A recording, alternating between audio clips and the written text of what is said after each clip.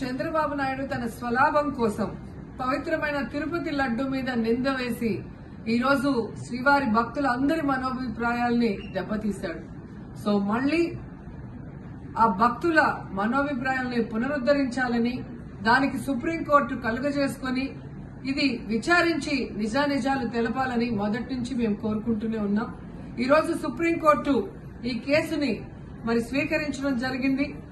ఈ కేసులో సుప్రీంకోర్టు కనుక కరెక్ట్ గా విచారిస్తే చంద్రబాబు నాయుడు అన్కో చేసిన అబద్దాలు ఖచ్చితంగా బయటకు వస్తాయి.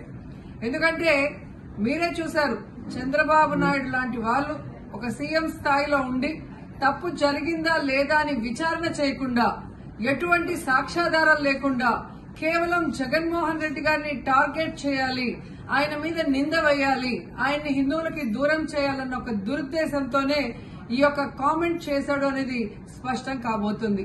ఎందుకంటే ఈరోజు సుప్రీంకోర్టు ఈ కేసు తీసుకునేంత వరకు, ఆ డేట్ అనౌన్స్ చేసేంత వరకు సిట్ వేయనే లేదు. అంటే ఉన్నత స్థాయి విచారణ ఎక్కొట్టాలి, ఉన్నత స్థాయి విచారణ జరిగితే తాను చెప్పిన అబద్దం బయటపడుతుందన్న భయంతో సిట్ ని హడావిడిగా ఏర్పాటు చేయడం మనం అందరం కూడా గమనించాలి. మొదటి నుంచి మాకు సిట్ మీద ఎందుకు నమ్మకం లేదు అంటే, తన పరిధిలో ఉన్న సిట్ ని చంద్రబాబు నాయుడు వేస్తే ఆల్రెడీ తను ఒక జడ్జిమెంట్ ఇచ్చేశాడు కాబట్టి దానికి లోబడే అధికారులు అబద్దాలు మాట్లాడతారు, నిజాలు చెప్పరు. ఎందుకంటే ఈరోజు సిట్ లో వేసిన అధికారి అడిషనల్ డీజీ, ఆయన కన్నా పెద్ద ర్యాంక్ లో ఉన్న టీటీడీ ఈఓ, ఐఏఎస్ ఆఫీసరు మొదట మాట్లాడిన స్టేట్మెంట్ కి చంద్రబాబు నాయుడు గారు అబద్దం చెప్పిన స్టేట్మెంట్ తర్వాత మాట్లాడిన దానికి తేడా చూస్తేనే ఈ సిట్ అనేది సిట్ అండ్ స్టాండ్ కి తప్ప దేనికి పనికిరాదనేది అర్థమైంది.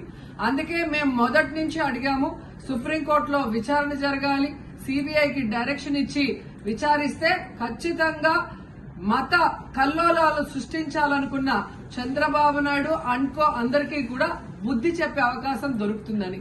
సో ఈరోజు విచారణ స్టార్ట్ అయింది. దీన్ని సిబిఐకి అప్పచెప్పి సిట్టింగ్ జడ్జి పర్యవేక్షణలో విచారణ జరిగితే ఖచ్చితంగా హిందువుల మనోభిప్రాయాల్ని గౌరవించిన వాళ్ళమవుతాం, పునరుద్ధరించిన వాళ్ళమవుతాం. లేకపోతే చంద్రబాబు నాయుడు వేసిన ఈ నింద పవిత్రమైన లడ్డూని తినాలా వద్దా, దీంట్లో కలిసిందా లేదా అన్న అనుమానంతోనే భక్తులందరూ కూడా ఈరోజు లడ్డూ తినకుండా వెళ్లిపోతుంటే ఒక తిరుపతి అమ్మాయిగా చాలా బాధేస్తుంది.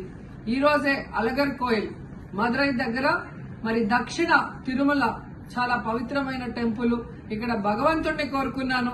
ఖచ్చితంగా సుప్రీంకోర్టు ఇన్వాల్వ్ అయి ఈ కేసుని విచారించాలి. తప్పు చేసిన వాళ్ళని, అలాగే అంటే తప్పుడు స్టేట్మెంట్ ఇచ్చిన వాళ్ళందరూ ఎంత పెద్ద పొజిషన్ లో ఉన్నా కూడా వాళ్ళని శిక్షించాలి అని భగవంతుడిని కోరుకున్నాను, సుప్రీంకోర్టుని కోరుకుంటున్నాను.